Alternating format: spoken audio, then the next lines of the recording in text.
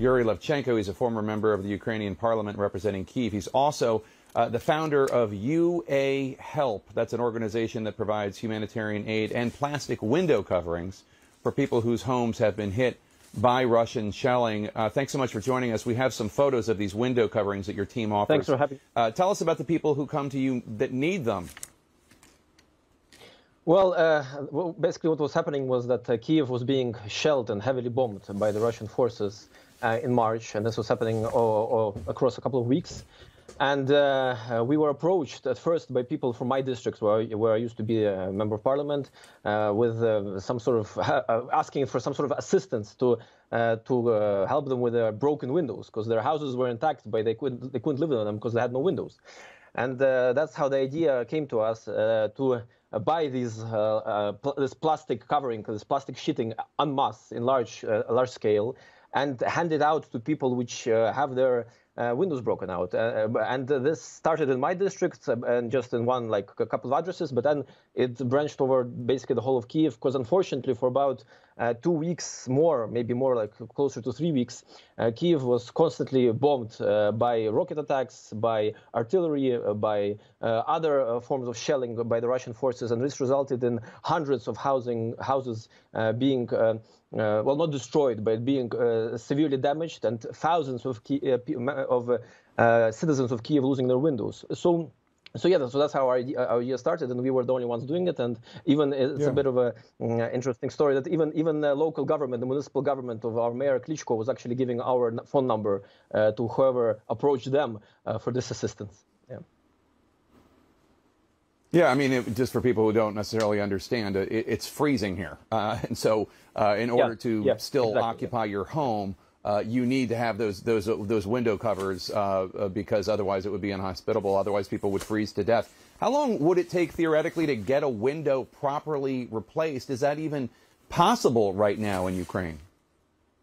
Well, that's the thing. I mean, it depends, of course, on the city. But if you're talking about cities which were under bombardment or are still under bombardment, it's really impossible to do it currently. Kyiv now is better because Kyiv is no longer under threat from any land forces, and so the life is returning to Kyiv with every day.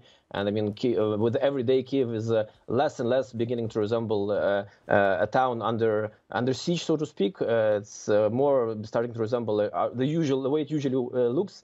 And so over the last couple of days, people have been able to get these services to actually get their windows back. But if you're talking about Kharkiv, if you're talking about other cities which are still being bombarded, of course, they don't have such services.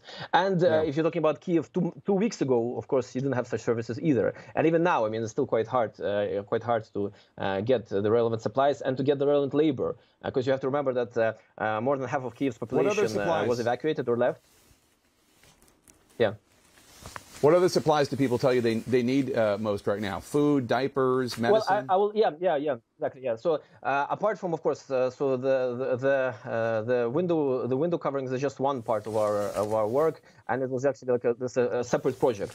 What is ongoing and what people need all the time, especially people which are let's say they're not less protected, people with smaller incomes, pensioners, handicapped people, and so on. People need food, medicine, supplies for children, and this is ongoing. We've been doing this from the beginning of March until now. This is never ending. So this is one part of our work, and the second part of our work is also helping our troops at the front. For example, we started with helping members of our party, because I'm head of our People's Power Party in Ukraine, and we started helping with members of our party which got mobilized to the armed forces. But then we decided to take a couple of separate brigades and help them. For example, the 43rd Artillery Brigade, which was really crucial in protecting Kyiv during the worst times, and now is crucial on the front. And so we are providing that brigade with, for example, automobile parts and food as well, and many other things which are necessary for them to be able to protect us, civilian people. The group is UA.HELP, and the man is Yury Levchenko. Thank you so much for your time today. Really appreciate it.